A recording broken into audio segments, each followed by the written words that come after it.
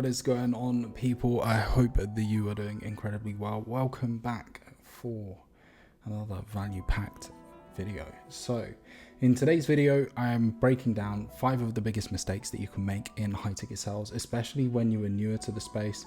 Some of these are to do with your perspective on the call. Some of these are to do with the way that you're actually running the call, but all of them will help you to close more deals if you take this advice and you start changing your behavior. Again, as you probably figured out, I drop videos every Tuesday and every Thursday. So if you want to learn for absolutely free how to improve your sales skills so that you can make a lot more money as an online business owner or as a high ticket closer, then feel free to subscribe. But with all of that said, let's get stuck in. One of the questions that came through was, what do you see as the single biggest mistake newer closers make when handling objections in high ticket sales? The core mistake that I see closers, that I see business owners, that I see everybody making when it comes to high ticket sales is being too quick to want to persuade people to see your perspective. You have to take the time, like really take the time to understand why somebody holds the belief that they hold. Because if you don't understand where that belief is coming from, or you don't understand where that objection is coming from, there's no way for you to be able to tackle it. To give you an example, let's say, for example, you're in an argument with your missus or with your husband, whatever it might look like, right? Do you think that you're going to be more likely to change their perspective if you constantly keep shutting them down and not really paying attention to what they're saying? Or if you demonstrate that you understand where they're coming from and then show them a different perspective on that situation? And that's exactly what you need to be doing on your high ticket sales calls. Another thing that's really important is understanding that you shouldn't fear objections. This took me ages to understand this, because Charlie would tell me all the time, he was like, oh, you shouldn't fear objections, like objections are really useful, all of this type of stuff. But he never really sat down with me and explained why. Why is that the case? And so the reason why you shouldn't fear objections is because objections aren't the thing. I know this is going to sound strange, but objections aren't the thing that are causing you to lose deals. It's the unknown objection that is causing you to lose deals, right? Now, obviously there's some nuance in that. If you know what the real objection is, and then there's a skill set issue which is preventing you from actually tackling it, then cool. But every single sales call that you are jumping onto, the reason those calls are not closing, bar logistics, is because you don't know what the real objection is. And so you should genuinely, really mean this, you should be so happy when an objection comes to the table, because then at least you have a fighting chance of closing the call because you know what you're dealing with. But if you don't know what you're dealing with, it's like fighting a ghost.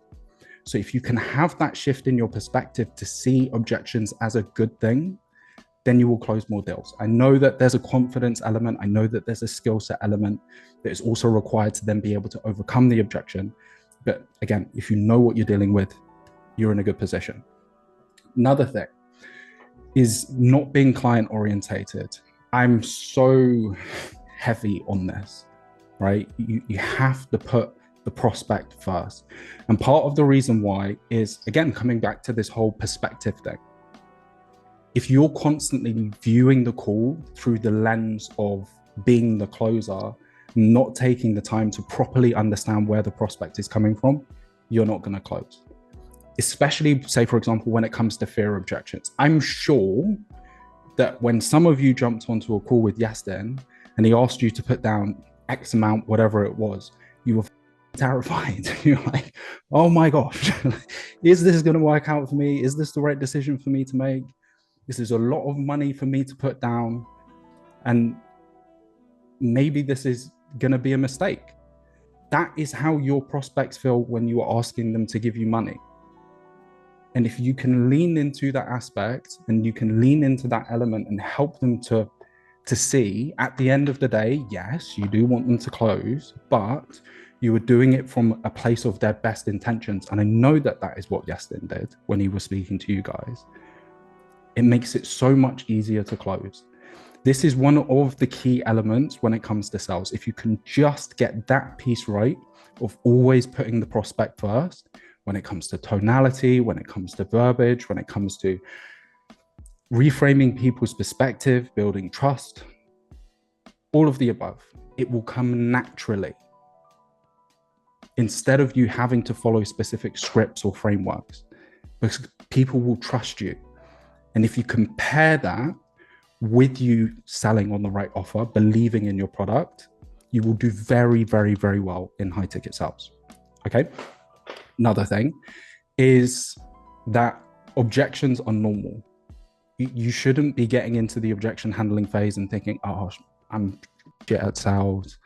How comes people are telling me no? I did my pitch for like 5 minutes, whatever it is, how long your pitch is. Why are they not immediately saying yes? It's completely normal. Again, put yourself in the prospect shoes. Remember what it was like when you jumped onto that call with YesNet.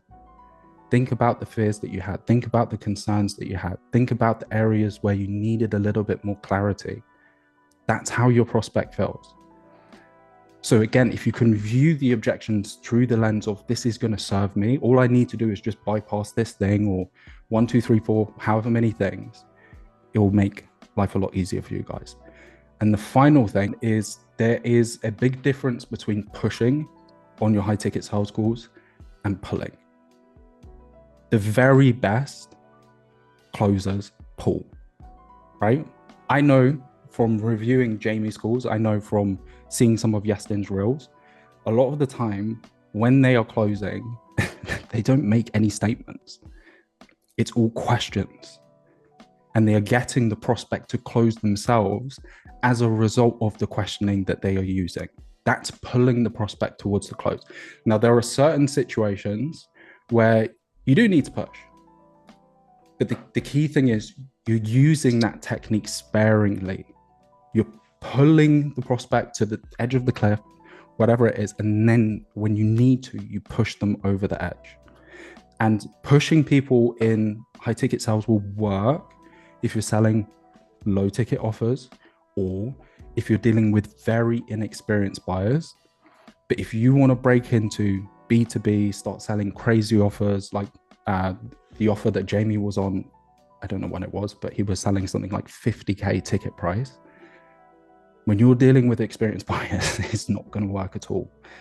So you really want to master that aspect of sales, of knowing how to balance that dynamic between pushing and pulling. So I hope that you got a lot of value from that video. If you want to follow me a little bit more consistently, then go to my Instagram. My handle is in the description of this video and you can drop me a follow. If you like the video, then like the video. If you want to subscribe so you can continue getting more value, then hit subscribe. And if you want to just get coached by me directly to help you to scale your online business, or to help you to improve your skill set as a closer so that you can make more money, there is also a link in the description to book a call so we can have a little chit chat and see whether or not I can help you. But with all of that said, I appreciate your time. I hope you enjoy the rest of your week, and I will see you just now.